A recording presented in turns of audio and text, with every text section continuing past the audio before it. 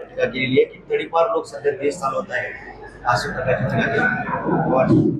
खूप मोठे नेते आहेत, त्यांच्याकडून असं विधान करणं हे मला वाटतं चुकीचं आहे. कारण तडीपार अमित भाईंना म्हणणं, पण सुप्रीम कोर्टाचा निकाल शरद पवार साहेबांना माहीत असायला पाहिजे होतं. सुप्रीम कोर्टाने न्याय अमित भाई यांना दिलेला आहे आणि ते त्यांना तडीपार म्हणणं अयोग्य आहे. साहेब सध्या आरक्षणावरून वादावादी सुरू महाराष्ट्रामध्ये आणि मनोज जरांगे नेहमी देवेंद्र फडणवीस आणि भाजपवर टार्गेट असतं, त्यांची टीका करतात.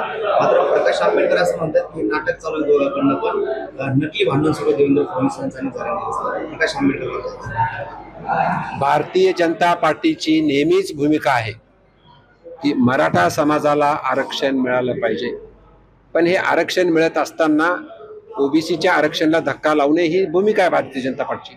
म्हणून मराठा समाजाला सुद्धा वेगवेगळ्या क्षेत्रामध्ये 10% आरक्षण दिलेलं आहे आणि ते टिकणारं आरक्षण आहे, ते कोर्टात नक्कीच टिकणार आहे.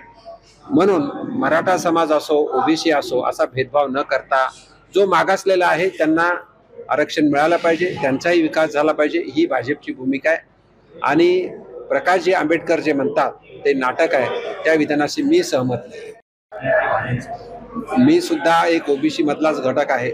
आज मी आपल्या समोर बोलण्यासाठी उभा आहे किंवा एक मेंबर ऑफ पार्लमेंट म्हणून उभा आहे.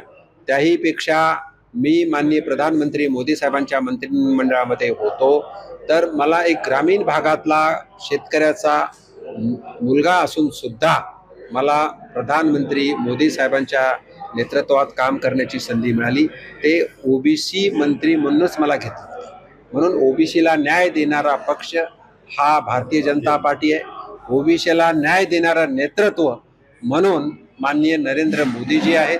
ओबीसीला न्याय देणारं नेतृत्व म्हणून देवेंद्रजी फडणवीस आहेत. एबीपी माझा, उघडा डोळे बघा नीट.